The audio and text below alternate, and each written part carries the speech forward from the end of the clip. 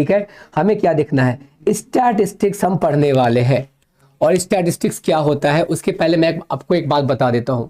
देखिए 21वीं सदी जो है ना, हमारी जो 21st सेंचुरी है, आप देख रहे होंगे सबसे ज़्यादा आपको जो सुनने में मिलता होगा वो आज का जो कल्चर है, खास करके जॉब मार्केट में भी, वो मार्केट आपको किसका दिखाई देता है, डेटा साइंस का। ठीक है, डेटा साइंस का।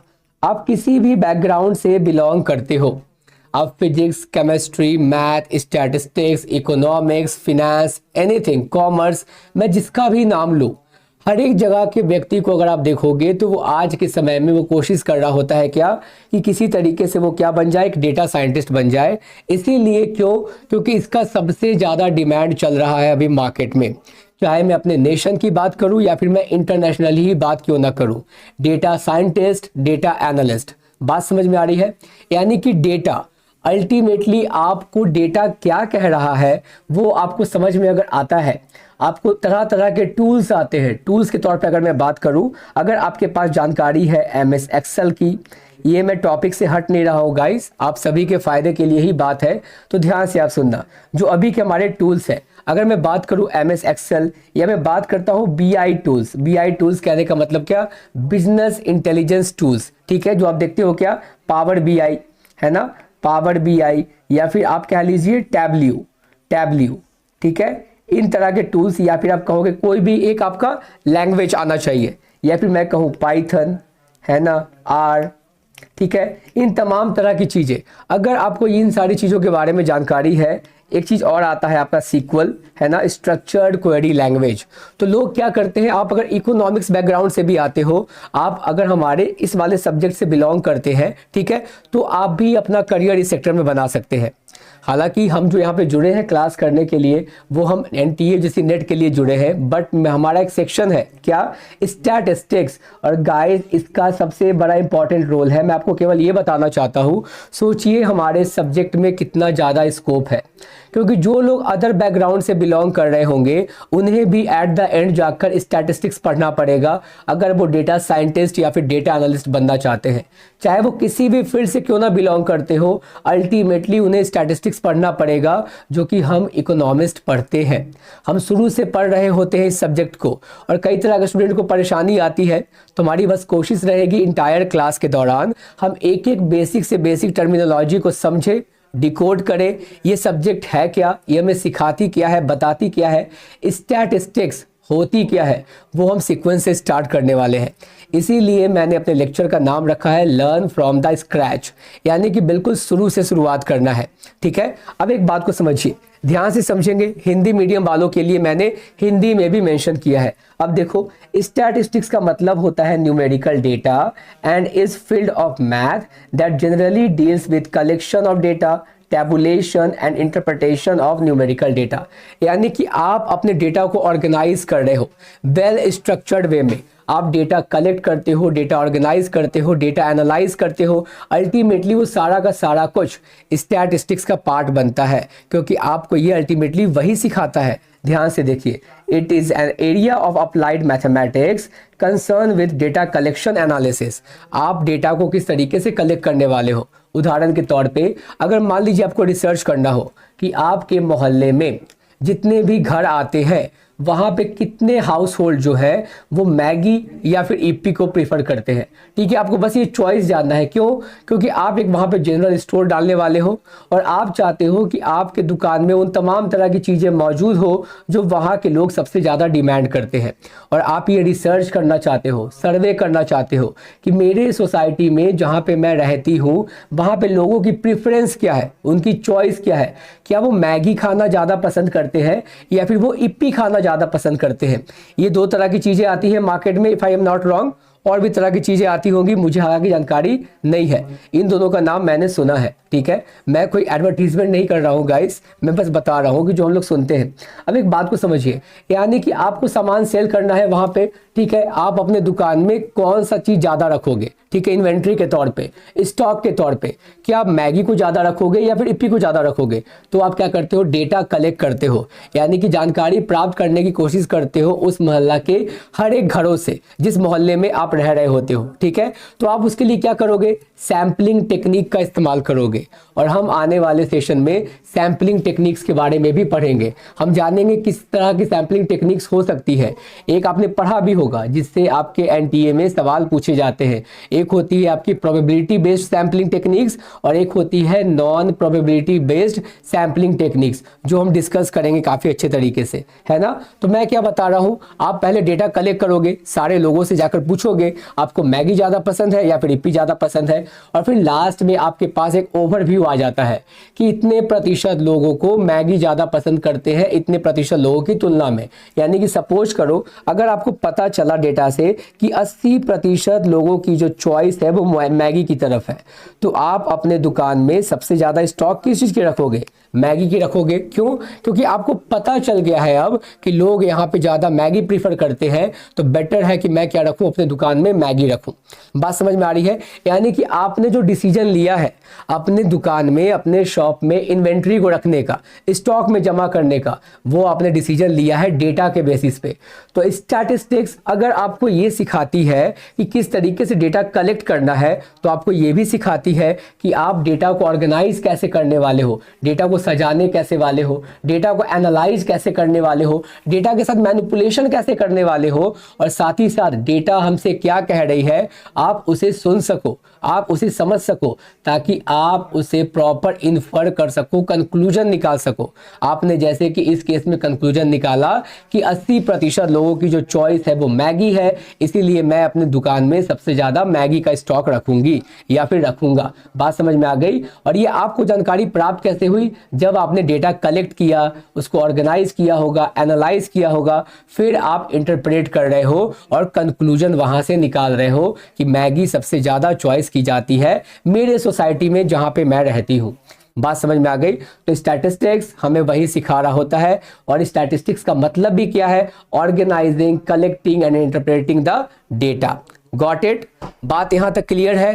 पल्लवी, संध्या, दीपिका, अभी तक जो भी बातें हमने डिस्कस किया क्या वो क्लियर है? तो फटाफट से बताएंगे कमेंट बॉक्स में, ताकि मुझे पता चल रहा हो, है ना।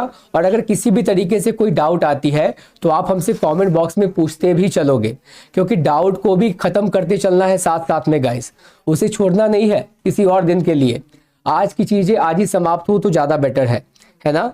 तो फटाफट से मुझे बता दीजिए ताकि मैं आगे बढ़ूं, ठीक है। और अदरवाइज सब कुछ सॉर्टेड है तो फिर हमें आगे बढ़ना चाहिए विदाउट एनी फर्दर डिले, ठीक है। चलो अब देखो यहाँ पे ये बातें अगर समझ में आ गई है आपको कि स्टैटिस्टिक्स आपको क्या सिखाती है। वेरी गुड पल्लवी, बहुत अच्छे।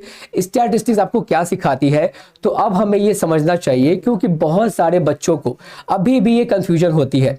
हालांकि मुझे बच्चों नहीं बोलना चाहिए, स्टूडेंट्स को बोलना चाहिए, वरना फिर मैं बुजुर्ग की कैटेगरी में आ जाऊंगा। मैं भी अभी एक बच्चों की तरह हूं, नहीं है ना। चलो अब यहाँ पे जो भी कुछ टर्म्स होती है, कुछ टर्मिनोलॉजी है जिसके बारे में हमें अवेयर रहना है, जो हमें स्टैटिस्टिक्स वाले सेक्शन में आमतौर पे देखने को मिलता है। तो सबसे पहले क्या है, पॉपुलेशन, ठीक है।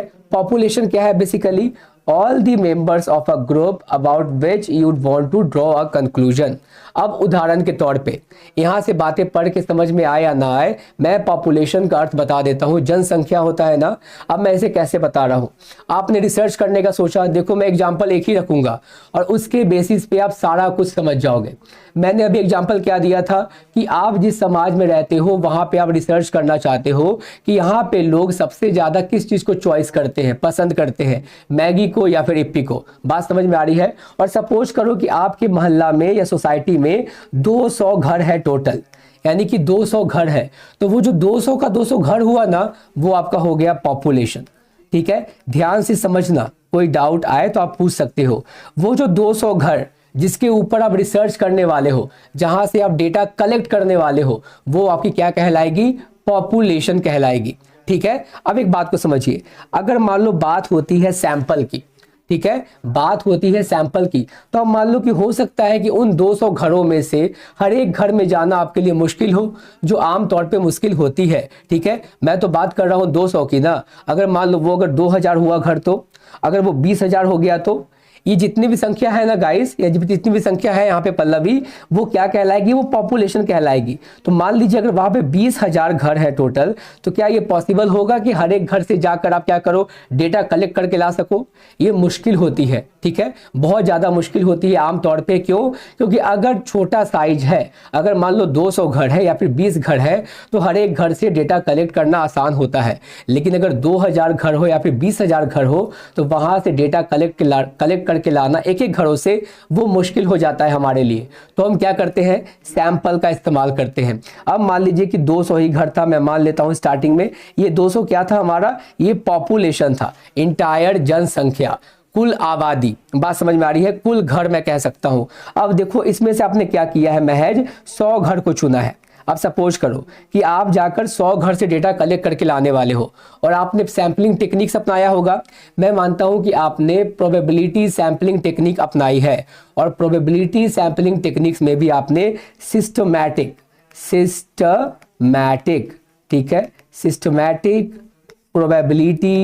प्रोबेबिलिटी टेक्निक को अपनाया है, ठीक है। और गाइस आपसे एनटीए ये सवाल पूछता है, सिस्टमैटिक प्रोबेबिलिटी सैंपलिंग क्या है, या फिर सिस्टमैटिक रैंडम सैंपलिंग क्या होता है?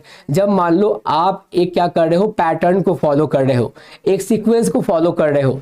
पल्लवी आपने क्या किया पता है, आपने हर एक घर को छोड़कर दूसरे घर से डेटा प्राप्त किया है। बात समझ में आ गई? यानी कि हर दूसरे घर से आप क्या कर रहे हो, डेटा प्राप्त कर रहे हो। दूसरा नंबर, फिर चौथा नंबर, फिर छठा नंबर, फिर 8वां नंबर, फिर 10वां नंबर। बात समझ में आ रही है? यानी कि हर एक घर को छोड़कर आपने दूसरे घर से जानकारी प्राप्त करने की कोशिश की है। तो आपके लिए क्या हो रहा था, ऐसा आप क्यों कर रहे हो? क्योंकि पूरे 200 घरों में जाना हो सकता है आपके लिए मुश्किल पैदा करता, आपके पास उतना वक्त नहीं होता, उतना रिसोर्स नहीं होता। बेस्ड रैंडम सैंपलिंग टेक्निक है। बात समझ में आ गई? सिस्टम यानी कि आप एक सिस्टम को फॉलो कर रहे हो और रैंडमली क्या कर रहे हो, डेटा वहां से कलेक्ट कर रहे हो। बात समझ में आ गई? तो आपने मान लो कि 100 घरों को चॉइस किया, तो ये जो 100 घर चुना ना आपने, ये हो जाता है आपका सैंपल। बात समझ में आ गई? और जो इंटायर घर था पूरा का पूरा, वो आपकी क्या कहलाती है, पॉपुलेशन। ठीक है, तो सैंपल क्या होता है, पॉपुलेशन क्या होता है, बात समझ में आ गया? पल्लवी, दीपिका, संध्या, ये चीजें क्लियर हो गई कि पॉपुलेशन और सैंपल में क्या डिफरेंस है। ठीक है, तो फटाफट से मुझे बताते चलोगे, कोई डाउट होगा तो आप पूछते भी चलोगे, बट मैं कोशिश कर रहा हूं कि इतने आसान तरीके से आप समझो एग्जाम्पल के तौर पे, ताकि दोबारा फिर आपको ये सारी चीजें परेशान ना करे। ठीक है, आप सुनो और आप बता सको अगले को कि हाँ मुझे पता है कि पॉपुलेशन और सैंपल में क्या डिफरेंस होता है। ठीक है, चलिए आगे बढ़े। Deepika, Sandhya, Pallavi, shall I move further? Okay then, अब देखो यहाँ पे आगे देखते हैं। अगर पॉपुलेशन और सैंपल का कॉन्सेप्ट अगर क्लियर हो गया है, तो नेक्स्ट आता है क्या, पैरामीटर। तो पैरामीटर याद रखना, ठीक है। पैरामीटर यानी कि पी से हमने क्या देखा था, पॉपुलेशन ना, मैं याद करने का तरीका भी बता रहा हूँ। पी से आपने क्या देखा, पॉपुलेशन, तो पी से आप फिर पैरामीटर को भी याद रखो, पैरामीटर को भी याद रखो। यानी कि पॉपुलेशन से रिलेट करती है आपकी पैरामीटर। पैरामीटर क्या होती है, a numerical measure that describes a characteristics of a population.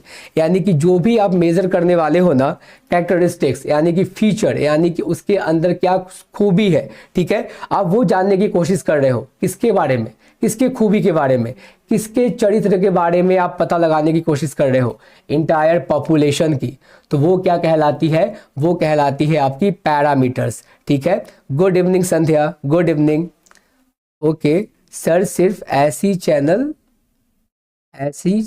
सिर्फ इसी चैनल पर चल रही है क्लास? ओके देन, ओके, उस पर पता नहीं कुछ प्रॉब्लम हो रही है क्या, मुझे नहीं पता चल रहा, बट उस पर क्लास तो चल रही है ना?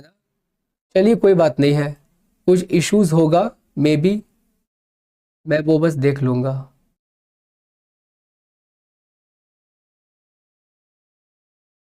Okay, just give me a second. Okay then, अच्छा, उस चैनल पे लगता है कुछ प्रॉब्लम आ गया था, इस कारण से वो चीज़ें आपको शो नहीं हो रही थी। ठीक है, चलिए कोई बात नहीं है ना, नोटिफिकेशन नहीं आया है। ओके कोई बात नहीं है, कोई बात नहीं है, मे भी कुछ टेक्निकल प्रॉब्लम हो गया होगा, इस कारण से नहीं हुई है। एनीवे, मैं स्टार्टिंग से बता दूं, संध्या आप वहाँ पे थे ना शायद, मैं आपको वहाँ पे देख रहा था, इवन दीपिका भी वहीं पे थी। इस कारण से लगता है कि वो नहीं देख पा रही थी, क्लासेस वहाँ पे नहीं चल रही है क्लास, मैं कब से वेट कर रही थी। ओके सॉरी, है ना। अभी देखो वहाँ पे क्लास ना चलती हुई दिखाई देगी, बट पता नहीं क्यों वहाँ पे वो शो नहीं हो रही थी, ठीक है। इवन दीपिका के भी मैसेज वहीं पे थे, मैं इसीलिए वहाँ पे पूछ रहा हूँ। कोई बात नहीं है, मैं वापस से जो भी चीज़ें मैंने बताई है मैं फिर से रिपीट कर देता हूँ, ताकि आपको जब उस चैनल पे जाकर देखो तो वो चीज़ें वहाँ पे अवेलेबल हो। हालांकि आप अभी क्लास यहाँ पे अटेंड कर सकते हैं। तो मैंने अभी क्या क्या चर्चा किया, मैं वापस से रिवर्स में जा रहा हूँ, है ना, ताकि जो लोग वेट कर रहे थे उन्हें ज़्यादा वेट ना करना पड़े, ठीक है। चलो अब देखो गाइस, जो हमारी जर्नी हमारी स्टार्ट हुई थी स्टैटिस्टिक्स से। मैंने आपको बताया क्या कि हम आज से स्टैटिस्टिक्स को डिकोड करने वाले हैं। आज की क्लास में, कल हम किसी और सेक्शन को क्या करेंगे, डिकोड करेंगे। और इस सेक्शन में स्टूडेंट्स को आमतौर पे काफ़ी ज़्यादा परेशानी आती है। ये सेक्शन थोड़ा सा कैलकुलेटिव होता है, इस कारण से परेशानी उन्हें झेलनी पड़ती है। तो मैंने बताया कि स्टैटिस्टिक्स हम क्यों पढ़ते हैं, स्टैटिस्टिक्स हमें क्या सिखाती है, ठीक है। और आप देखिए कि आपके सब्जेक्ट का कितना बड़ा स्कोप है आने वाले दिनों में, क्योंकि आप देखोगे 21वीं सदी में अगर बात होती है, सबसे ज़्यादा जॉब मार्केट में जो सबसे टॉप पे है ना, वो है डेटा साइंटिस्ट का जॉब, डेटा एनालिस्ट का जॉब। बात समझ में आ रही है। तो वहाँ पे कोई भी स्ट्रीम से आप बिलोंग करते हो, आप physics, chemistry, math, English, even English की भी मैं बात कर रहा हूँ गाइस। बहुत सारे स्टूडेंट इंग्लिश बैकग्राउंड के होने के बावजूद वो डेटा साइंस में पिच कर जाते हैं। मतलब कि डेटा साइंस आज के समय में सबसे ज़्यादा बूम कर रहा है, करियर बहुत ज़्यादा वहाँ पे एडवांस है, ठीक है। तो आप सोचो कि आपको अपने विषय में इस तरह के सब्जेक्ट पढ़ने को मिलता है। और अगर कोई भी व्यक्ति आएगा ना, चाहे वो किसी भी बैकग्राउंड का हो, किसी भी विषय से क्यों ना जुड़ा हो, उस व्यक्ति को स्टैटिस्टिक्स पढ़ना ही पड़ेगा अगर वो डेटा साइंटिस्ट बनने का ख्वाब रखता है तो। बात समझ में आ गई, जो हम इकोनॉमिस्ट पढ़ रहे होते हैं, ठीक है। और स्टैटिस्टिक्स हमें क्या सिखाता है कि आप डेटा को किस तरीके से कलेक्ट करते हो, आप डेटा को किस तरीके से ऑर्गेनाइज करते हो, एनालाइज करते हो, इंटरप्रेट करते हो, और उस डेटा से कंक्लूजन को विड्रॉ करते हो। कहने का मतलब क्या है, कहने का मतलब यह है कि डेटा आपसे कुछ कहना चाह रही है, आप क्या वो बातों को समझ पा रहे हो, आप डेटा को किस तरीके से कलेक्ट करोगे, इन चीज़ों के बारे में जानकारी है आपको। मतलब कि जो डेटा आपसे कहना चाहती है, अगर आप उसे बखूबी समझ जाते हो तो फिर आपने अच्छे तरीके से स्टैटिस्टिक्स को पढ़ लिया है, समझ लिया है। उदाहरण के तौर पे मैंने उदाहरण क्या बताया, सपोज करो कि आप जिस सोसाइटी में रहते हो, अभी जिस भी मोहल्ले में आप रहते हो, वहां पे आपको ये पता करना है कि उस मोहल्ले में लोग सबसे ज़्यादा क्या पसंद करते हैं। लोग सबसे ज़्यादा मैगी पसंद करते हैं या फिर इप्पी पसंद करते हैं। बात समझ में आ गई। अब एक बात को समझिए, आप ऐसा डेटा क्यों कलेक्ट करना चाहते हो, क्योंकि आपको वहां पे एक शॉप खोलनी है। शॉप किसकी खोलनी है, जनरल स्टोर की शॉप खोलनी है। हमारे मोहल्ले में होते हैं ना जनरल स्टोर के शॉप, जहां से आप जाकर मैगी परचेज करते हो, बिस्किट का पैकेट परचेज करते हो, चॉकलेट्स परचेज करते हो। यानी कि अब आप क्या करने वाले हो, वहां पे खुद का एक शॉप डालने वाले हो, और आप ये पता करना चाहते हो कि उस मोहल्ले में सबसे ज्यादा लोग पसंद क्या करते हैं, क्या वो मैगी पसंद करते हैं या फिर वो इप्पी पसंद करते हैं। तो आप क्या करोगे, डेटा कलेक्ट करोगे, आप सर्वे करोगे, और सपोज करो कि वहां पे कितने घर हैं, मान लेते हैं 200 घर है। आपकी कोशिश क्या रहेगी कि मेरी कोशिश ये होनी चाहिए कि मैं उन घरों से जाकर डेटा कलेक्ट करूं और उनसे पूछूं कि उनकी चॉइस क्या है, क्या वो सबसे ज़्यादा मैगी प्रीफर करते हैं या फिर वो सबसे ज़्यादा yippee प्रीफर करते हैं। बात समझ में आ गई। ये दो तरह की चीज़ें चल रही होती है ना मार्केट में, ठीक है। तो अब एक बात को समझिए, अगर आपको पता चलता है बाद में, जब आप सारे घर से पूछ लेते हो, फिर आपको पता चलता है क्या कि 80% लोग वैसे हैं जो मैगी को प्रीफर करते हैं, यानी मैगी उनकी पहली पसंद है, और 20% लोगों की ही पसंद क्या है, yippee है, ठीक है। तो मुझे आप बताइए पल्लवी, संध्या, कि आप अपने दुकान में सबसे ज्यादा स्टॉक किसका रखोगे, मैगी का रखोगे या फिर yippee का रखोगे? फटाफट से मुझे ये बताओ। आपने जो डेटा कलेक्ट किया है, उसके बाद जो आपको जानकारी प्राप्त हुई है कि 80% लोगों की चॉइस जो है वो मैगी है, और 20% जो लोग हैं वो चॉइस क्या करते हैं, इप्पी चॉइस करते हैं। तो मुझे ये बताइए कि आप क्या रखने वाले हो अपने दुकान में सबसे ज़्यादा स्टॉक, किसका, मैगी का या फिर इप्पी का? फटाफट से मुझे बताओ किस चीज़ का आप ज़्यादा स्टॉक रखने वाले हो। कमेंट सेक्शन में बताएंगे ताकि हम आगे बढ़े। और गाइस मैंने रिपीट इसीलिए किया क्योंकि मे बी उस चैनल पे कुछ प्रॉब्लम्स आ गए थे, ताकि जब बच्चे वहाँ पे भी क्लास को देखेंगे तो उन्हें ऐसा नहीं लगेगा कि आधा से स्टार्ट हुआ है, उन्हें लगेगा हम सीक्वेंस से पढ़ रहे हैं। ठीक है, Maggi, exactly, Kavish, Maggi, exactly, very good, बहुत अच्छे। यानी कि हम किसे प्रीफर करेंगे, मैगी को ही प्रीफर करेंगे। जय श्री राम, जय श्री राम, मैगी। चलो तो गाइस देखो बन गए ना आप लोग स्टैटिशियन, आप लोगों ने स्टैट सीख लिया। यानी कि स्टैटिस्टिक्स हमें यही सिखाता है कि डेटा हमसे कुछ कहना चाहती है, क्या आप बखूबी समझ पा रहे हो, क्या आप डेटा जो कहना चाहता है उसे आप इंटरप्रेट कर पा रहे हो, उससे आप कंक्लूजन विड्रॉ कर पा रहे हो। आप सभी ने कंक्लूजन विड्रॉ किया, आपने डेटा कलेक्ट किया, डेटा ऑर्गेनाइज किया, डेटा को विजुलाइज किया होगा, इंटरप्रेट किया और उसके बाद वहां से कंक्लूजन को विड्रॉ भी किया है। जिसकी डिमांड ज़्यादा होगी हम उसे ही स्टॉक में रखेंगे। एग्जैक्टली कविश, है ना। तो वही चीज़ मैं बताने की कोशिश कर रहा हूँ और ये हमें कौन सिखाता है, ये हमें स्टैटिस्टिक्स सिखाती है। ठीक है, तो इस बात को ध्यान देना है। अब आगे देखिए, अब मैंने बताया क्या, स्टैटिस्टिक्स में हमारे सब्जेक्ट में कुछ टर्मिनोलॉजीज है, कुछ शब्द है वैसे जो आम तौर पे हमें सुनने को देखने को मिलते हैं। बात समझ में आ गई। जैसे कि पॉपुलेशन, अगर मैंने कहा कविश, अगर मैंने कहा कि आप जिस समाज में रहते हो, सोसाइटी में रहते हो, वहां पे टोटल 200 घर है, या फिर मैं कहूं कि 2000 घर है, तो अगर आपको सारे जगह से डेटा कलेक्ट करके लाना पड़ेगा, आप जानना चाहते हो कि मेरे मोहल्ले में लोगों की पहली पसंद क्या है, ठीक है, और वहां पे आपके मोहल्ले में टोटल जो घर है जहां से आपको डेटा कलेक्ट करना है उनकी तादाद कितनी है, 2000 की है। तो अगर आप 2000 की बात करोगे तो वो 2000 क्या हो जाएगा, वो 2000 हो जाएगा आपका पॉपुलेशन। ठीक है, वो 2000 हो जाएगा आपका पॉपुलेशन। जय हो गुरु जी, ओके, आपकी भी जय हो सुमित जी, है ना। चलिए, ओके देन सुमित सर, है ना। If I am not wrong then आप सुमित सर हो, है ना। चलिए, ओके देन। अब देखो एक बात समझो, अगर मैंने बात किया इंटायर घरों की जो मौजूद है आपके मोहल्ले में, तो वो क्या कहलाएगी, पॉपुलेशन। बट गाइस आम तौर पे अगर मान लो कि डेटा अगर 200 का होता, आपके मोहल्ले में 200 ही घर होती, अगर आपकी जो पॉपुलेशन का साइज होता वो छोटा होता, तब तो आप वहां से जाकर आसानी से डेटा कलेक्ट करके ले आते। लेकिन अगर यही मैं बोलूं कि घर 2000 है टोटल या फिर 20,000 है, तब हर एक घर से जाकर डेटा कलेक्ट करके ला पाना मुश्किल होता है या आसान होता है, मुझे ये बताइए।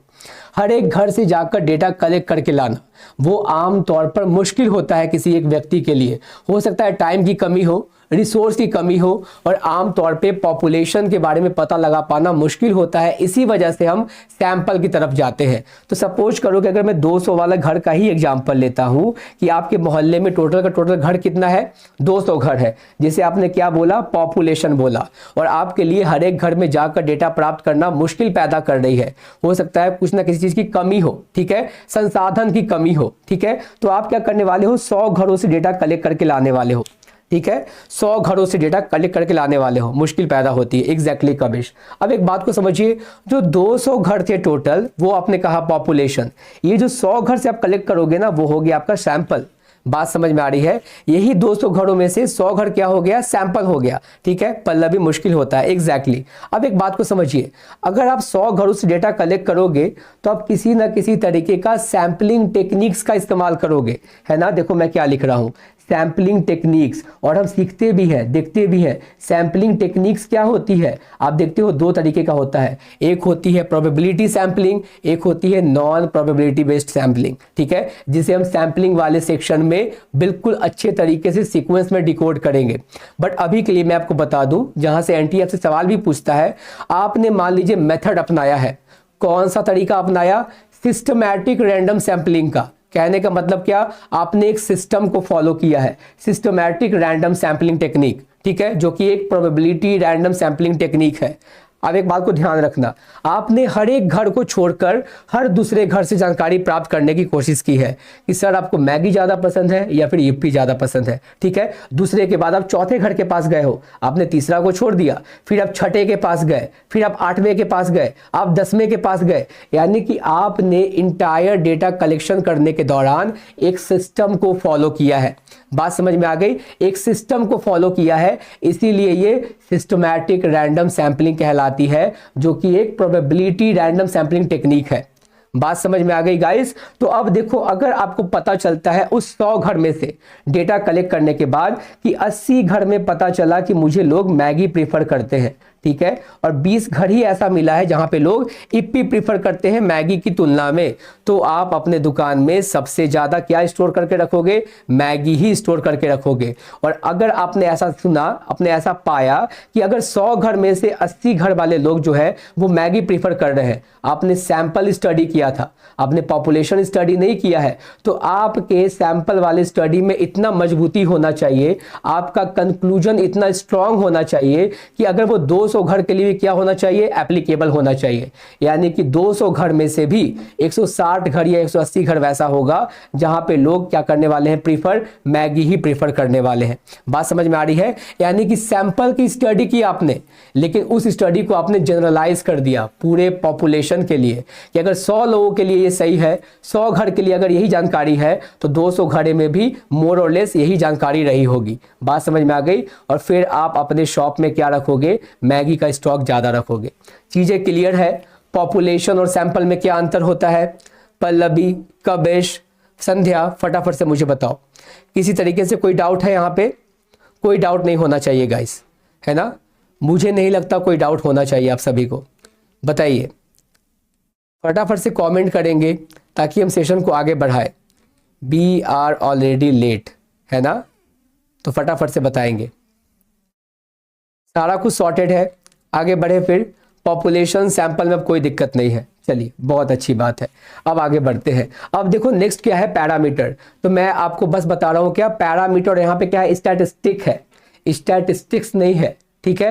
एस नहीं लगा है यहाँ पे, क्योंकि हमने स्टैटिस्टिक्स का मतलब क्या पढ़ा है? वो हमें सिखाता है डेटा कलेक्ट करना, ऑर्गेनाइज करना, इंटरप्रेट करना, फिर इन्फर करना।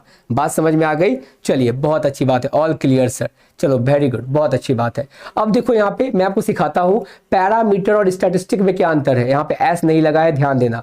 पी से क्या होता है? पॉपुलेशन, और पी से क्या होता है? पैरामीटर होता है ना। दोनों का जो स्पेलिंग है वो पी से स्टार्ट होती है।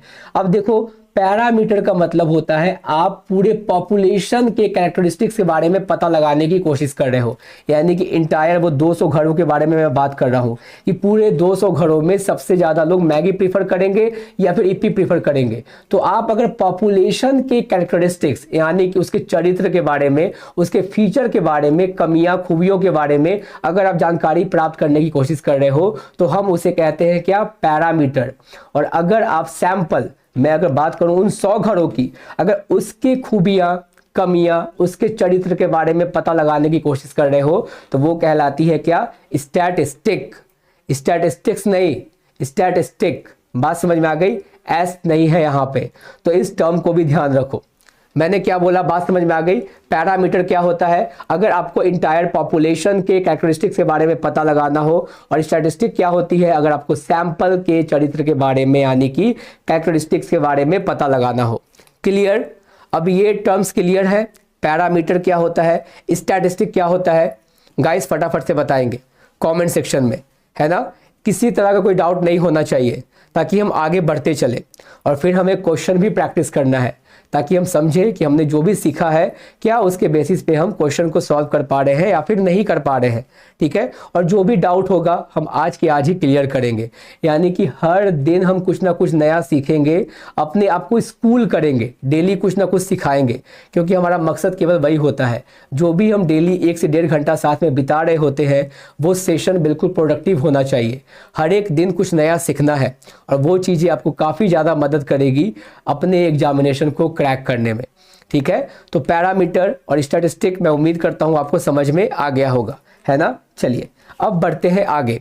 अब देखो variables. Variables can be divided into following types. अब देखो गाइस, यहाँ पे आपको मैं बता देता हूँ वेरिएबल का मतलब क्या होता है। वेरिएबल शब्द बना है वेरी से, ठीक है? आप आमतौर पर देखते हो हिंदी में इसे चर बोलते हैं ना, शायद आप मुझे कंफर्म करोगे पल्लवी, है ना?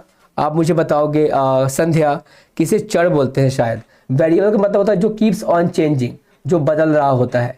कीप्स ऑन चेंजिंग, जो चीजें बदल रही होती है। मौसम को देखते हो ना आप, मौसम वैरी कर रहा होता है, सीजन वैरी कर रहा होता है, वक्त बदल रहा होता है, यानी कि वो स्टैटिक नहीं होता। यानी कि वो रुका हुआ नहीं होता, ठहरा हुआ नहीं होता है, वो बदल रहा होता है, ठीक है। तो वेरी कर रहा होता है, तो वेरिएबल का मतलब क्या है, जो कि कीप्स ऑन चेंजिंग है, वो बदल रहा होगा, ठीक है। अब देखो यहाँ पे क्या है, आप एक होती है आपकी कैटेगोरिकल वेरिएबल्स, ठीक है, और एक होती है आपकी न्यूमेरिकल वेरिएबल्स।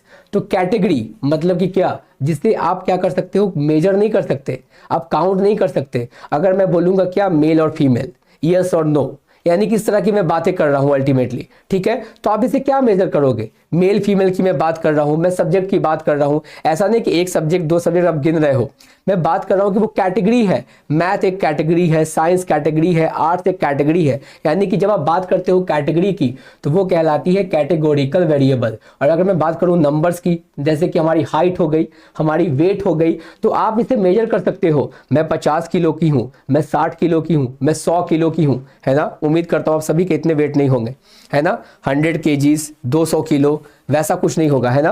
तो अब देखो यहाँ पे the values of these variables are selected from an established list of categories. यानी कि जो कैटेगोरिकल वेरिएबल होते हैं उन्हें किसी न किसी लिस्ट में से चॉइस किया जाता है। अगर आप बात करोगे जेंडर की, बात करोगे लिंग की, तो देखो यहाँ पे क्या होगा, मेल या फिर फीमेल, पुरुष या फिर महिलाएं। बात समझ में आ गई। अगर मैं बात करूंगा एकेडमिक मेजर की, a variable that might have the categories, science से आप बिलोंग कर सकते हो, आप मैथ के स्टूडेंट हो, साइंस के स्टूडेंट हो, इंग्लिश के स्टूडेंट हो, यानी कि सारे कैटेगरीज हो गई जिससे आप बिलोंग कर रहे होते हो। अगर मैं बात करूंगा न्यूमेरिकल वेरिएबल्स की, तो अब देखो यहाँ पे क्या है, एक होती है डिस्क्रीट। और गाइस डिस्क्रीट का मतलब क्या होता है पता है, 1 2 3 4। आप क्या बोलोगे, मैंने आज रोड पे एक एक्सीडेंट देखा। सपोज करो आपने रोड पे क्या देखा, एक एक्सीडेंट देखा, और आप जाते समय भी क्या देखे, एक एक्सीडेंट देखे, आते समय भी, यानी कि आपने क्या देखा, आज आपने 2 एक्सीडेंट देखा है, ठीक है। कि आप कभी ये बोल सकते हो कि मैंने आज 1.5 एक्सीडेंट देखा, ऐसा बोल सकते हैं कविशम, पल्लवी, संध्या, कि मैंने आज ना 2.5 एक्सीडेंट देखा है रोड पे, ठीक है। ऐसा बोलते हैं हम कभी, ऐसा नहीं बोलते ना। तो डिस्क्रीट वैल्यूज क्या होती है, जो काउंटेबल्स होती है, ठीक है, यानी कि 1 2 3 4 इस वाले सेगमेंट में होगी। लेकिन कॉन्टिन्यूअस वेरिएबल्स क्या होती है, वो हो सकती है इस तरीके से, यानी कि एक रेंज होता है, एक रेंज होता है, दायरा होता है 10 से 20, और इस बीच में आपको इनफाइनाइट नंबर्स देखने को मिलेंगे, 10.1 10.2 10.3। तो इस तरह के जो वैल्यू आएंगे 11 12 12.5 12.7। तो इन तमाम तरह की चीजें क्या होती है, यहाँ पे इनफाइनाइट नंबर्स आपको देखने को मिलेंगे इस रेंज में। तो ये कहलाती है आपकी क्या, कॉन्टिन्यूअस वेरिएबल, है ना, कॉन्टिन्यूअस वेरिएबल, ठीक है। चलिए ये चीजें हो गई। तो discrete values and continuous values, इसमें अंतर क्लियर हो गया। ये सारे हमारे न्यूमेरिकल वेरिएबल्स होते हैं। जैसे कि आप देखो क्या, the number of previous presidential election in the citizen voted, यानी कि जो पिछले साल में इलेक्शन हुआ है वहां पे कितने लोगों ने वोट दिया। हम ऐसा थोड़ी कह सकते हैं 10,500, या सॉरी हम ऐसा थोड़ी बोल सकते हैं कि मान लो कि 2.5 लोगों ने वोट दिया, ऐसा नहीं बोल सकते ना। 2 लोगों ने वोट दिया, 4 लोगों ने वोट दिया, 2.5 लोग कैसे हो गए भाई, ठीक है। तो डिस्क्रीट वैल्यूज क्या होते हैं, जिसे आप काउंट कर रहे हो, और वो इस तरह के सेगमेंट में होते हैं 1 2 3 4 5 6। लेकिन कॉन्टिन्यूअस की बात करोगे आप, तो वहां पे एक रेंज होता है, ठीक है। चलिए यहाँ पे चीजें आपकी क्लियर हो गई। आगे देखो मैंने बता दिया वेरिएबल के बारे में, हम इसे क्या बता रहे होते हैं, और जो ऑब्जर्वेशन, यानी कि आपने जो स्टडी किया है उसका आप क्या कर रहे हो, ऑब्जर्वेशन कर रहे हो। ओके संध्या कुछ बता रही हैं, सर आंसर की आ गया है क्या, नहीं अभी तो नहीं आया है फिलहाल, वैसे कुछ नोटिफिकेशन नहीं आई है ना। और अगर वैसा कुछ होता है संध्या तो आपको पता चल जाएगा बिल्कुल, ठीक है। अगर आंसर की आती है तो हमारे तरफ से ही आपको अपडेट कर दिया जाएगा, या फिर आपको सेपरेट वीडियो भी मिल जाएंगे, आप वहां पे चेक कर सकते हो, ठीक है। तो यानी कि जो भी आपने एनालाइज किया है डेटा को, उसके बेसिस पे आप लोग कुछ न कुछ ऑब्जर्व कर रहे होते हो, आप पता लगा रहे होते हो, वो होती है हमारी ऑब्जर्वेशन, ठीक है। इस बात को ध्यान रखेंगे। आगे देखिए नेक्स्ट क्या है, टाइप्स ऑफ स्टैटिस्टिक्स, यानी कि स्टैटिस्टिक्स के कितने टाइप होते हैं। और गाइस देखो यहाँ पे भी लोग क्या करते हैं, भूल जाते हैं, या तो वो पढ़ते हैं कभी लेकिन वो समझते नहीं है, या तो वो रट लेते हैं, याद कर लेते हैं, तभी वो भूल जाते हैं। लेकिन अगर आपने समझा होगा तो आप कभी भूलोगे नहीं। स्टैटिस्टिक्स के टाइप्स होते हैं, एक होती है आपकी डिस्क्रिप्टिव स्टैटिस्टिक्स, एक होती है आपकी इन्फरेंशियल स्टैटिस्टिक्स। तो देखो डेटा कलेक्ट से लेकर डेटा एनालाइजेशन तक, यानी कि आप डेटा कलेक्ट करोगे, किस तरीके से कलेक्ट करोगे, कहाँ कहाँ से कलेक्ट करोगे, टारगेट पॉपुलेशन क्या होने वाला है आपका, बात समझ में आ रही है। यानी कि टूल्स एंड टेक्निक्स आप क्या इस्तेमाल करने वाले हो, मतलब कि प्रॉपर समराइजेशन, या फिर मैं बात करूं मेथोडोलॉजी, यानी कि आप किस मेथड के तहत आगे बढ़ने वाले हो, डेटा कलेक्ट करने वाले हो, एनालाइज करने वाले हो, वो तमाम तरह की चीजें आती है आपके डिस्क्रिप्टिव स्टैटिस्टिक्स में। बात समझ में आ गई, डिस्क्रिप्टिव स्टैटिस्टिक्स में। और उन डेटा के बेसिस पे जो भी आपने कलेक्ट किया, ऑर्गेनाइज किया, इंटरप्रेट किया, समराइज किया, उसके बेसिस पे जो आप कंक्लूजन विड्रॉ करोगे और उस कंक्लूजन को बाकी लोगों के लिए जनरलाइज कर दोगे। जैसे आपने जब कंक्लूजन विड्रॉ किया, क्या किया कि 80% लोगों का जो पसंद है वो मैगी है, यानी कि इस समाज में लोग सबसे ज्यादा मैगी को ही क्या करते हैं, तवज्जो देते हैं, प्रीफर करते हैं। बात समझ में आ गई। तो यानी कि जो आप सारे पॉपुलेशन के लिए जनरलाइज कर रहे हो कि फिर इसका मतलब है कि समाज में सारे लोगों को पसंद होगा मैगी ज्यादा से ज्यादा, तो वो आप क्या कर रहे हो, इन्फर कर रहे हो। तो वो कहलाती है क्या, इन्फरेंशियल स्टैटिस्टिक्स। तो बात समझ में आ गई। डिस्क्रिप्टिव स्टैटिस्टिक्स में आप मेथोडोलॉजी की बात करते हो, कलेक्शन से लेकर समराइजेशन तक, और जो आप कंक्लूजन को इन्फर कर रहे होते हो ना, जनरलाइज बना रहे होते हो अपने पॉपुलेशन के लिए, ठीक है, वो कहलाती है इन्फरेंशियल स्टैटिस्टिक्स। मैं एक उदाहरण देता हूं, ध्यान से समझना।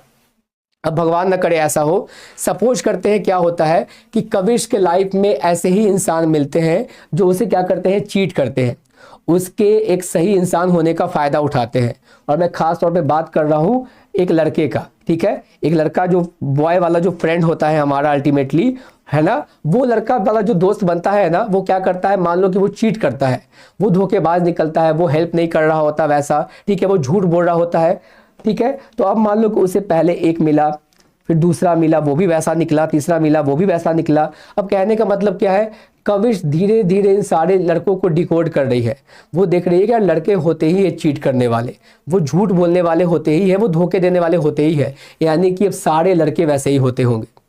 Are you getting my point. यानी कि जो भी आपने इंटायर समय में एक्सपीरियंस किया है, आप अपने एक्सपीरियंस को जनरलाइज कर दे रहे हो सारे लड़कों के लिए। बात समझ में आ रही है। यानी कि अगला लड़का जो होगा वो भी देखने में तो सही लग रहा है, बट अंदर से वो भी वैसा ही होने वाला है, बाकियों की तरह होने वाला है। यानी कि आप अपने एक्सपीरियंस को जनरलाइज कर दे रहे हो तमाम तरह के लड़कों के लिए, ठीक है। तो जब आप वही चीज को, आप उस कंक्लूजन को क्या करते हो, इन्फर कर देते हो, जनरलाइज कर देते हो, तो वो हो जाती है क्या, आपकी इन्फरेंशियल स्टैटिस्टिक, ठीक है। Got it.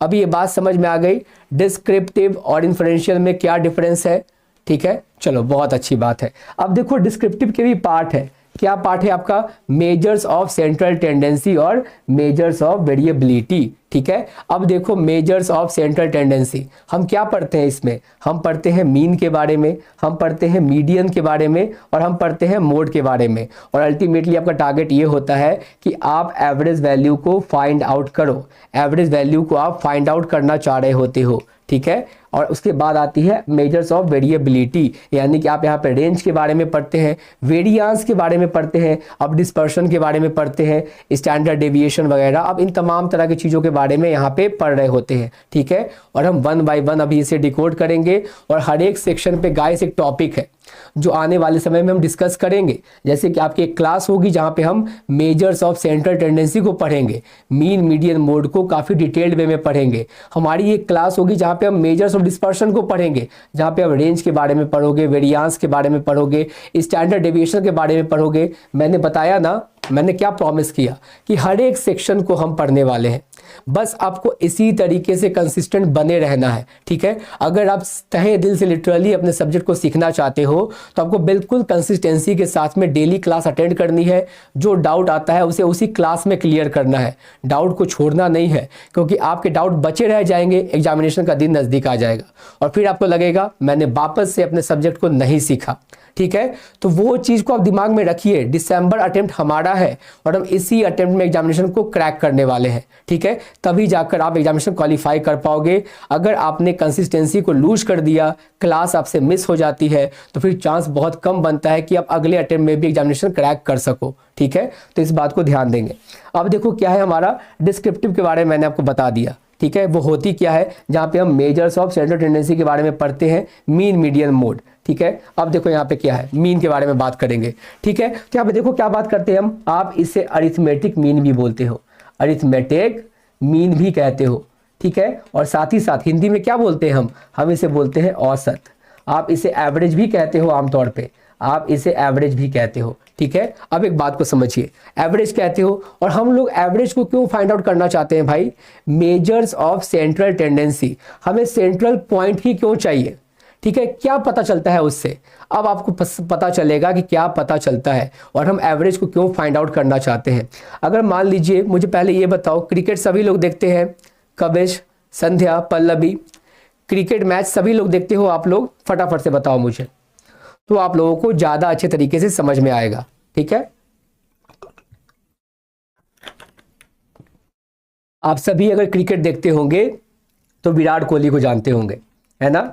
विराट कोहली को आप जानते होंगे, ठीक है, विराट कोहली। और कौन नहीं जानता होगा? जो क्रिकेट नहीं भी देखता होगा वो भी जानता होगा, ठीक है। चलो, बहुत अच्छी बात है। अब एक बात को समझिए, मान लीजिए कि विराट कोहली ने ना पिछले 5 मैच खेले हैं, ठीक है, पिछले 5 मैच खेले हैं और अब छठा मैच होने वाला है, यानी कि मैच नंबर 1, 2, 3, 4, 5 और 6 वाला मैच अभी होने वाला है।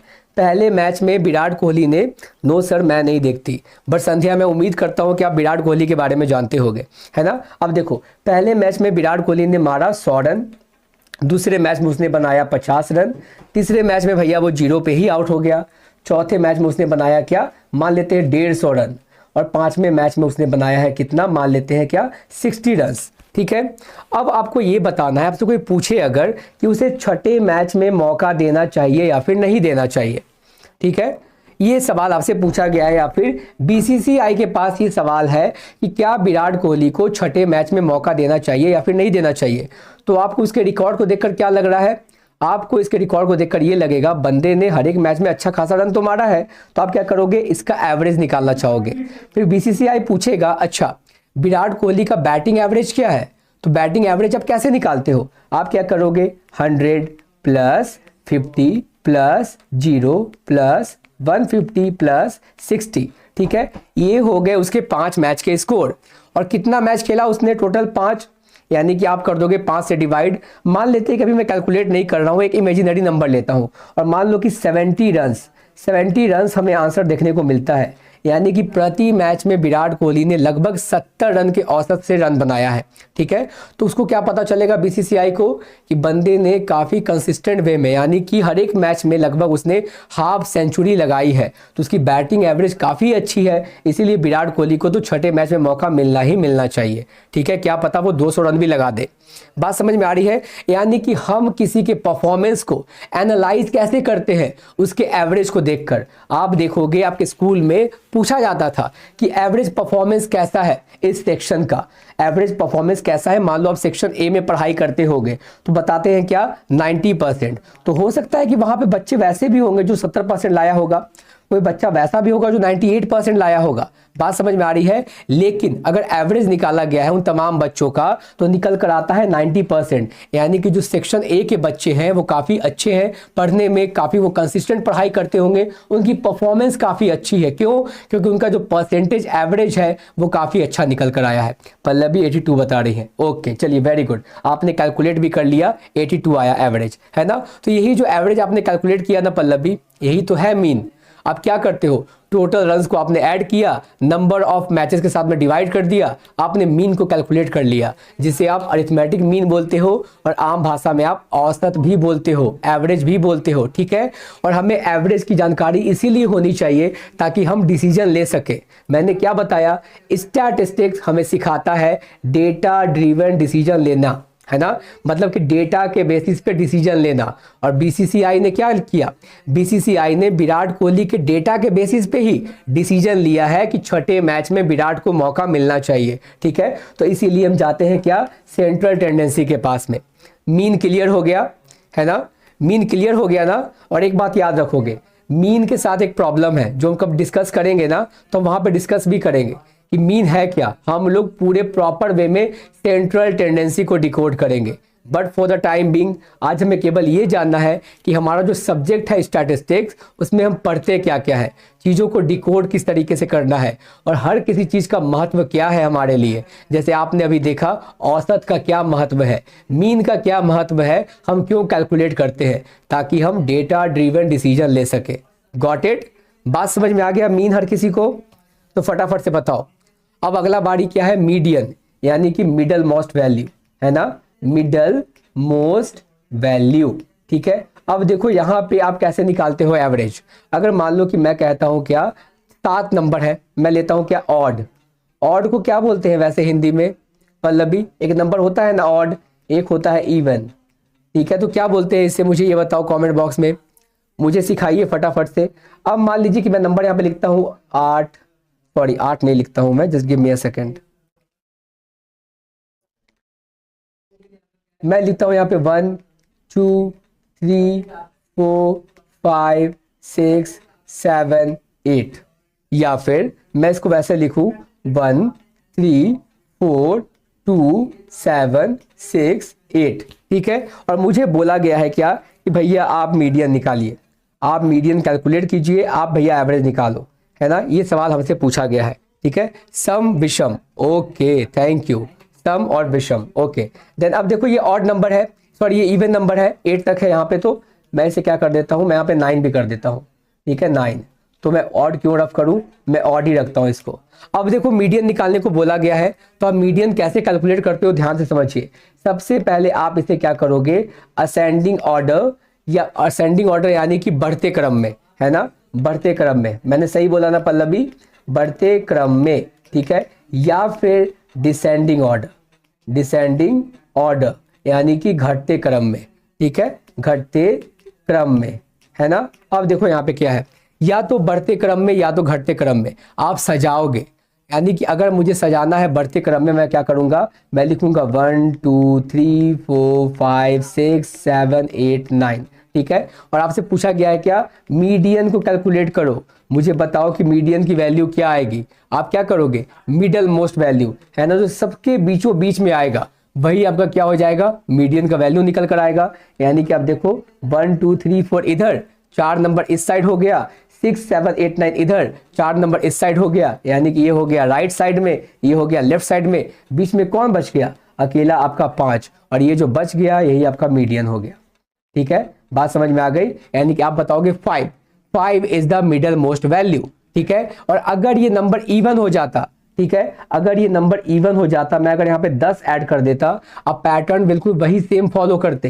ठीक है, ये अब ऑड ना रह के क्या हो जाता, अब ये इवन हो जाता, आप पैटर्न बिल्कुल वही सेम फॉलो करते, आप असेंडिंग या फिर डिसेंडिंग ऑर्डर में सजाते। ठीक है, लेकिन अब आपको बीच में 2 नंबर मिल जाएगा, 2 क्या मिल जाएगा, अब देखो यहाँ पे 1 2 3 4 5 6 7 8 9 10। अब मान लो यहाँ पे आपको 5 और 6 दोनों मिल जाता है, 4 नंबर इधर 4 नंबर इधर, तो आप क्या करते हो, आप बीच वाले नंबर का एवरेज ले लेते हो, यानी कि 5 + 6/2 11/2, यानी कि 5.5। बात समझ में आ गया, तो आप इस तरीके से कैलकुलेट करते हो।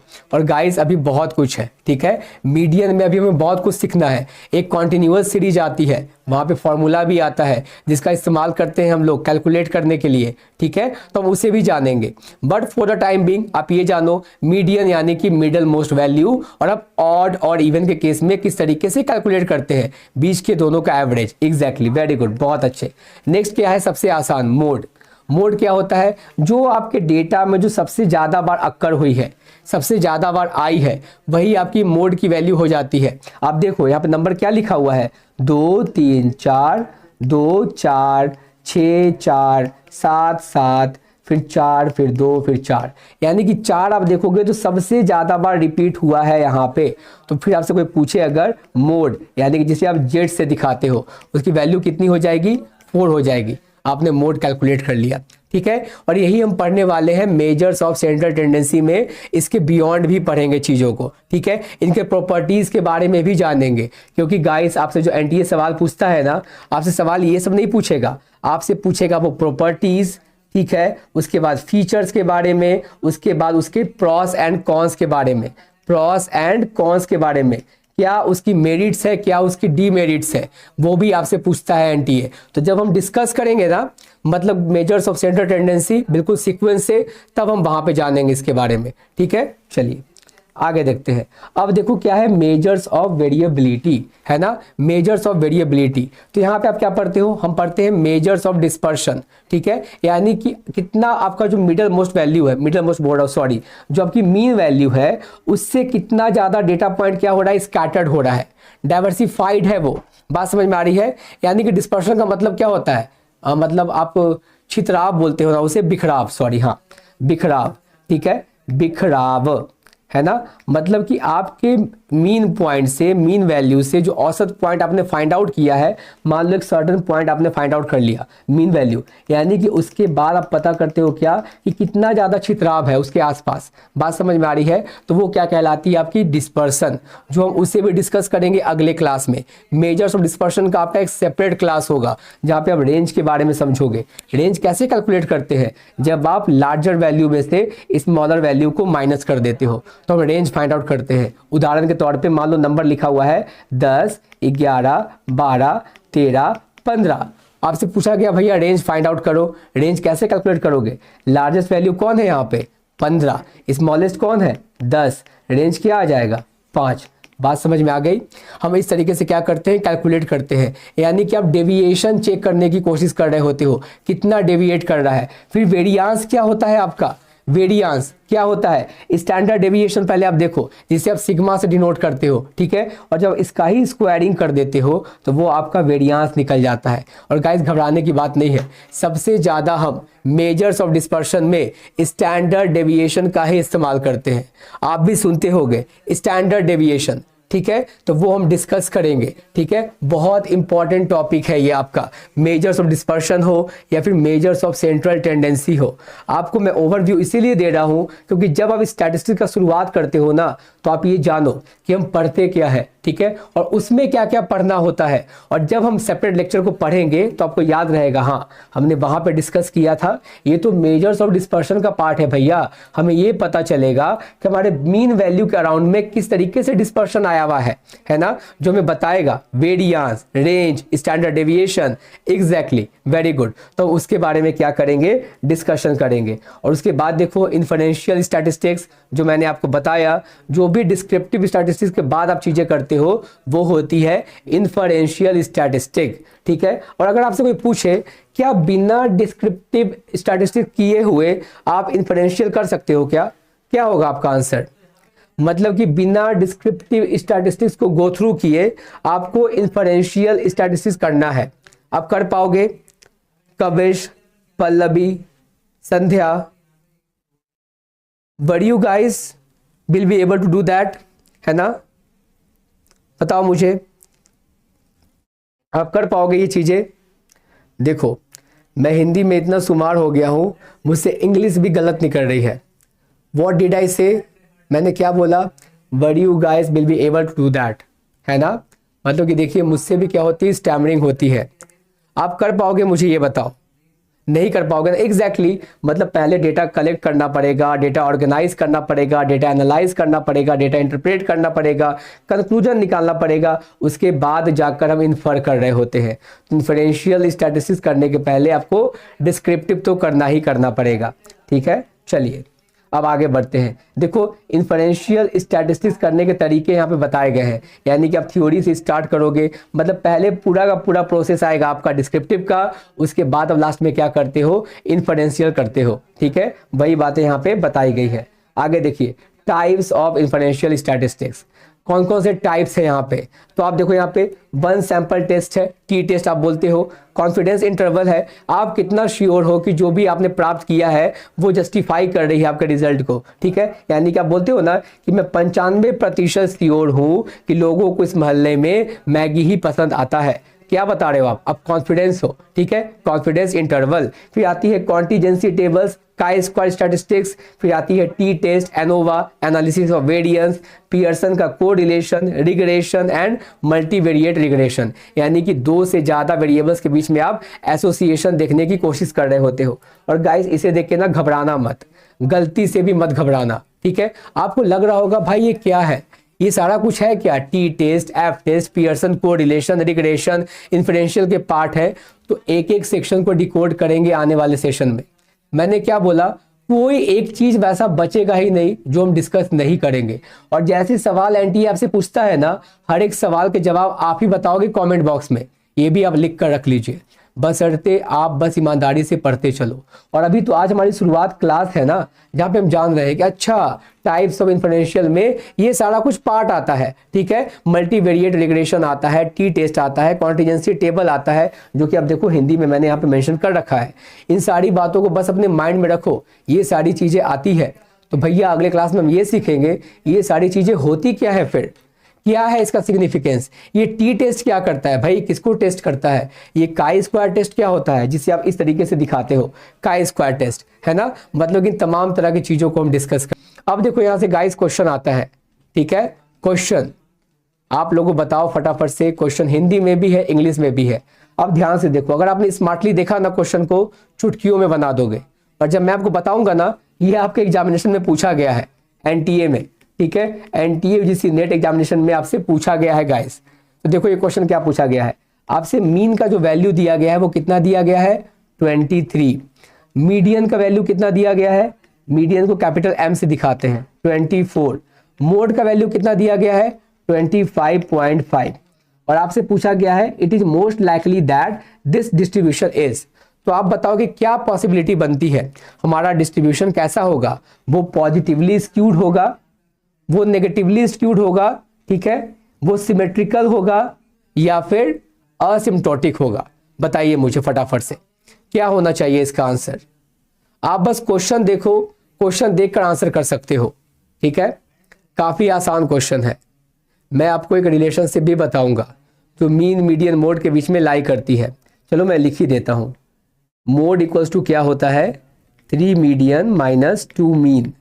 इस बेसिस पे आप चाहो तो कैलकुलेट कर सकते हो, लेकिन इस क्वेश्चन में कैलकुलेट करने की भी आवश्यकता नहीं है, ठीक है। आप ऐसे ही आंसर को फाइंड आउट कर लोगे। बट ये रिलेशनशिप याद रखना, ये मैं स्टार मार्क कर दे रहा हूं यहाँ पे, ठीक है। अच्छा कविश आप डी बता रही है, ओके। व्हाट अबाउट अदर्स, संध्या, पल्लवी, क्या होगा इसका आंसर फटाफट से बताओ मुझे। कविश बता रही है डी, आपके हिसाब से क्या होना चाहिए इसका आंसर, फटाफट से बताइए। केवल एक आंसर क्यों, बाकी आंसर क्यों नहीं है, बताओ मुझे। एटलीस्ट गेस करने की भी कोशिश करेंगे, हार नहीं मानना है, कोई नेगेटिव मार्किंग नहीं है। आप जो सोच रहे हो, आपको थोड़ा बहुत भी लग रहा है, गेस करो, ताकि आपको ये भी पता चले आपको तुक्का भी कितना सटीक है। बट इस क्वेश्चन में तुक्का लगाने की आवश्यकता भी नहीं है गाइस, आप ऑप्शन देखकर मार सकते हो, है ना। आगे बढ़े, आंसर मिल रहे हैं मुझे, पल्लवी, संध्या, ओके देन चलो फिर देखते हैं आंसर क्या है। And the right answer for this particular question is option number Kavish, that is D, है ना। D is the correct answer, negatively skewed. पता है क्यों, क्योंकि देखो ये क्या होता है हमारा सिमेट्रिकल कर्व, जिसे आप क्या बोलते हो नॉर्मल कर्व। अब ध्यान से समझना, मैं क्वेश्चन डिकोड कर रहा हूं। अब देखो ये क्या है नॉर्मल कर्व, जिसे आप क्या कहते हो पल्लवी डी, वेरी गुड, बहुत अच्छे, जिसे आप सिमेट्रिकल कर्व भी बोलते हो, सिमेट्रिकल कर्व भी बोलते हो। सिमेट्री का मतलब क्या होता है एक जैसा, है ना, एक जैसा, वेरी गुड संध्या, डी होगा एक जैसा। एक जैसा क्यों मैं बोल रहा हूं गाइस, क्योंकि देखो अगर मैं इस बेल को, ये घंटी की तरह लग रहा है ना, इसीलिए इसे क्या बोलते हैं हम बेल शेप्ड कर्व भी बोलते हैं, बेल शेप्ड कर्व। कहने का मतलब क्या, घंटे के आकार का, घंटे के आकार का, ठीक है, आकार का। बात समझ में आ रही है। अब यहाँ पे देखो, अगर मैं इस बेल शेप्ड कर्व को बीच से कट कर दूंगा, ये दोनों साइड क्या हो जाएंगे, इक्वल हो जाएंगे, इक्वल देखने को मिल रहा है। तो ऐसे कर्व को आप बोलते हो क्या, बेल शेप्ड कर्व, जिसे आप नॉर्मल कर्व भी बोलते हैं। बात समझ में आ गई, तो इस बात को ध्यान रखेंगे, ठीक है। अब देखो यहाँ पे, अगर मान लो कि ये बेल शेप्ड कर्व ऐसा होता, अगर मैं इसे बीच से कट करूं तो आपको लगेगा भैया एक साइड तो ज्यादा है एक साइड कम है। अगर ये इस तरीके से होता, मैं बीच से कट करूं, आपको लगेगा क्या एक साइड ज्यादा है एक साइड कम है। बात समझ में आ रही है। तो ये है तरीका। तो स्क्यूड मतलब क्या, झुकाव, है ना, तिरछा, जो आप देख रहे हो यहाँ पे, ठीक है। ओके ओके, चलो अब यहाँ पे देखते हैं पल्लवी। अब देखो इस क्वेश्चन को ना सॉल्व करने की आवश्यकता भी नहीं थी, उस फॉर्मूला पे आप जाओ भी मत। अब आप देखो कैसे आप बता रहे हो आंसर, ठीक है। अब देखिए जो कि आपको पता है भैया, इस वाले पॉइंट पे मैं बेस्ट ऑफ की बात कर रहा हूँ। यहाँ पे मीन क्या होता है, इक्वल होता है मीडियन के, इक्वल होता है मोड के, यानी कि मीन बराबर मीडियन बराबर मोड, ठीक है। मीन मीडियन मोड तीनों के वैल्यू क्या होते हैं, इक्वल होते हैं। फिर क्या आता है, mean greater median greater mode, ठीक है। अब देखो क्या आएगा, mean lesser median lesser mode. बात समझ में आ रही है। तो ये क्या हो जाता है कंडीशन, निगेटिवली स्क्यूड का, ठीक है, स्क्यूड। ये क्या हो जाएगा, पॉजिटिवली स्क्यूड। बात समझ में आ रही है। अब देखो यहाँ पे भाई वैल्यू क्या था हमारा, मीन का वैल्यू कितना गिवन था, वो गिवन था हमारा 23, मीडियन का वैल्यू कितना गिवन था, वो गिवन था 24, और मोड का वैल्यू कितना गिवन था, वो था 25.5। आपको क्या पता चल रहा है भाई, मेरा मीन छोटा है मीडियन से, वो तो 24 है ना, वो तो 23 है ना, 24 से छोटा होगा। और मीडियन मेरा छोटा है मोड से, क्योंकि मोड मेरा क्या है 25 है, 25.5। तो आपको जब ये सीक्वेंस पता है कि अगर रिलेशनशिप वैसा हो जहां पे मीन छोटा हो मीडियन से, मीडियन छोटा हो मोड से, तो वो कंडीशन होता है निगेटिवली स्क्यूड का। आप क्वेश्चन देखकर टिक कर देते, ठीक है, क्वेश्चन देखकर आप टिक कर देते। अगर मीन बड़ा होता मीडियन से, मीडियन बड़ा होता मोड से, तो वो हो जाता पॉजिटिवली स्क्यूड। बात समझ में आ रही है। और अगर तीनों के वैल्यू इक्वल हो जाते तो वो क्या हो जाता, सिमेट्रिकल। Got it. बात समझ में आ गई। क्वेश्चन को आप कैसे सॉल्व कर सकते थे, इसी तरीके से केवल आपके पास अवेयरनेस रहना चाहिए कि सवाल है क्या। और अगर आपने पहले कभी स्टैटिस्टिक्स पढ़ा होता, सेंट्रल टेंडेंसी को आप जान रहे होते, क्वेश्चन को चुटकियों में बना देते केवल देखकर। अरे यार यहाँ तो मीन का वैल्यू छोटा है मीडियन से, मीडियन का वैल्यू छोटा है क्या मोड से, तो ये तो नेगेटिवली स्क्यूड हो गया। Got it. तो इस बात को ध्यान रखना है। अगला क्वेश्चन देखो क्या है यहाँ पे।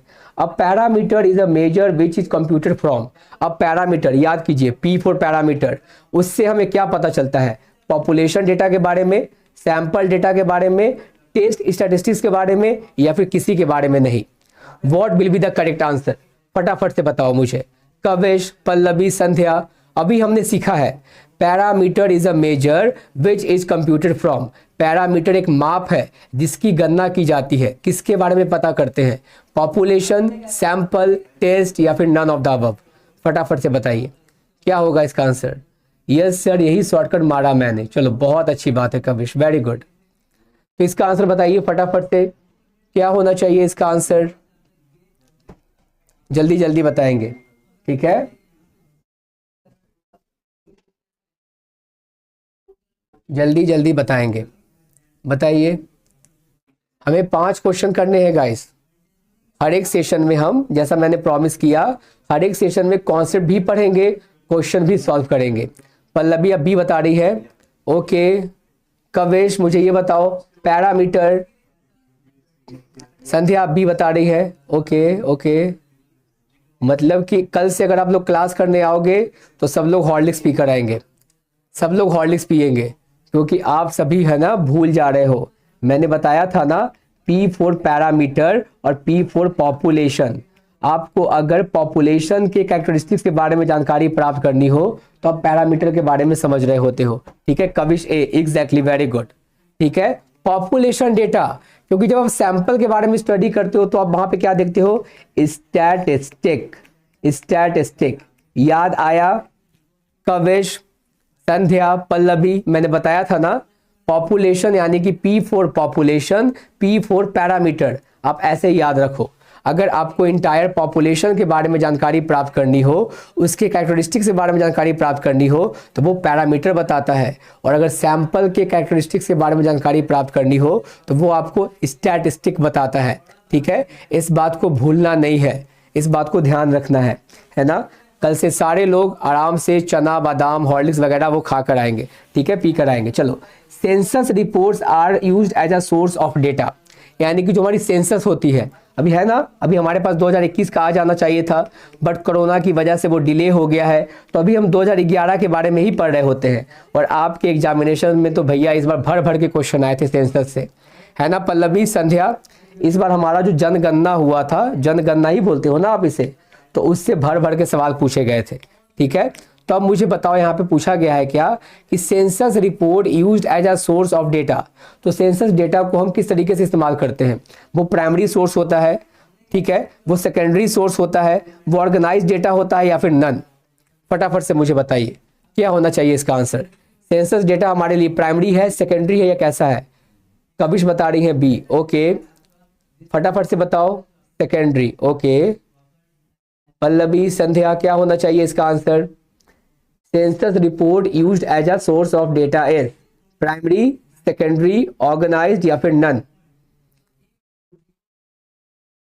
ओके संध्या बी बता रही है। ओके, व्हाट अबाउट पल्लवी, क्या होना चाहिए इसका आंसर? गाइस मैं सारे क्वेश्चन को डिकोड भी कर दूंगा, तो घबराना नहीं है ना। चलो एटलीस्ट अब गेस करने की भी कोशिश करो, ठीक है, अपने अंडरस्टैंडिंग के बेसिस पे गेस करने की भी कोशिश करो। सेकेंडरी होता है sir. Okay, and the right answer for this particular question is option number B, secondary source. क्यों? क्योंकि अगर मान लीजिए मुझे अगर दुकान खोलना हो आप लोगों के सोसाइटी में, तो मैं क्या बोलूँगा? मैं बोलूँगा यार देखो मैं भी जनरल स्टोर खोलने वाला हूँ और मेरे पास ना उतना वक्त है ना उतने पैसे हैं कि मैं जाकर सर्वे करूँ। तो तुमने जो सर्वे किया था ना कि लोगों को मैगी ज़्यादा पसंद है या एपी ज़्यादा पसंद है, तो भैया वो मुझे बता दो, ठीक है, वो मुझे बता दो, वो डेटा मुझे दे दो। तो यानी कि वो मैंने जाके कलेक्ट नहीं किया, अगर मैं कलेक्ट करता तो वो होता प्राइमरी डेटा, लेकिन मैंने आपके डेटा का इस्तेमाल किया है जो ऑलरेडी रिसर्च हो गई है, जो ऑलरेडी ऑर्गेनाइज डेटा है हमारे पास में। तो सेंसस डेटा भी हमारे पास कैसा होता है? डेटा सेकेंडरी डेटा होता है, जो ऑलरेडी पहले गवर्नमेंट के द्वारा लाई जा चुकी है और उसका इस्तेमाल करके हम डिसीजन लेने की कोशिश कर रहे हैं, प्लान करने की कोशिश कर रहे हैं, ठीक है। अगला क्वेश्चन देखो guys, the number of accident in a city during 2010 is, यानी कि नंबर ऑफ एक्सीडेंट मैंने डिस्कस किया था, ये कैसा डेटा होगा? डिस्क्रीट वेरिएबल होगा, कॉन्टिन्यूअस वेरिएबल होगा, क्वालिटेटिव होगा या फिर कांस्टेंट होगा? फटाफट से बताओ, हमें सेशन एंड भी करना है क्योंकि अगली क्लास स्टार्ट होनी है। नंबर ऑफ एक्सीडेंट आपने देखा हो मान लो कहीं पे, तो वो डिस्क्रीट होगा, कॉन्टिन्यूअस होगा, क्वालिटेटिव होगा या फिर कांस्टेंट होगा? हमने आज डिस्कस भी किया है। ओके, तो फटाफट से मुझे बता दीजिए। एक क्वेश्चन और है हमारे पास में, अन्यथा फिर हम क्वेश्चन नहीं कर पाएंगे और मैं नहीं चाहता हूं कि क्वेश्चन हम छोड़े, ठीक है। चलिए फटाफट से बताओ, कविश, संध्या, पल्लवी, क्या होगा? मतलब कि कितने एक्सीडेंट हुए हैं एक पर्टिकुलर सिटी में 2010 में, तो ये किस तरह का वेरिएबल होगा? डिस्क्रीट होगा, कॉन्टिन्यूअस होगा, क्वालिटेटिव होगा या फिर कांस्टेंट होगा? फटाफट से बताइए। ओके, संध्या बी बता रही है। ओके ओके, संध्या हम ये कह सकते हैं कि मैंने आज 1.5 एक्सीडेंट देखा है? मुझे ये बताओ, मैंने आज डिस्कस भी किया है, आप लोग कैसे भूल सकते हो, है ना, कैसे भूल सकते हो? मैंने वैसे डेटा को क्या बताया था? डिस्क्रीट वेरिएबल, यानी कि 1 2 3 4 5 6। तो वैसे वेरिएबल क्या वेरिएबल होते हैं? डिस्क्रीट वेरिएबल होते हैं गाइस, है ना, कॉन्टिन्यूअस नहीं होते। क्वालिटेटिव तो बिल्कुल नहीं हो सकते कविश। एक्सीडेंट क्वालिटेटिव होती है क्या? क्वालिटी होती है, आप एक्सीडेंट को काउंट नहीं कर सकते, है ना। ए होना चाहिए। क्वालिटेटिव में तुम्हारा वो आ जाएगा ना, क्या बोलते हो आप, हमारा जेंडर आ जाएगा, मेल या फिर फीमेल। बात समझ में आ रही है? तो वो नहीं होती, ठीक है। चलिए, and last question, mode refers to the value within a series that occurs number of times, यानी कि मोड आप किसे कहते हो? मोड का वैल्यू हमने कैसे कैलकुलेट किया है? वेरी गुड पल्लवी, मोड का वैल्यू हमने कैसे कैलकुलेट किया था? जो वैल्यू सबसे ज्यादा बार आई थी मैक्सिमम, जो वैल्यू सबसे कम बार आई थी मिनिमम, जो वैल्यू कभी आई ही नहीं जीरो, या फिर जो वैल्यू इनफाइनाइट बार आई थी? फटाफट से बताओ, मोड क्या होता है? Mode refers to the value within a series that occurs dash number of times, ज्यादा, कम, जीरो या फिर अनंत? मुझे ये बताइए, मोड में हमने क्या सीखा है, कैसे कैलकुलेट किया है? फटाफट से आंसर करो, फिर सेशन बाइंड अप करना है। ओके, कविश अब ए बता रही है, पल्लवी अब ए बता रही है। ओके, संध्या फटाफट से गेस कीजिए क्या होना चाहिए इसका answer. And the correct answer for this particular question is option number A, you all are absolute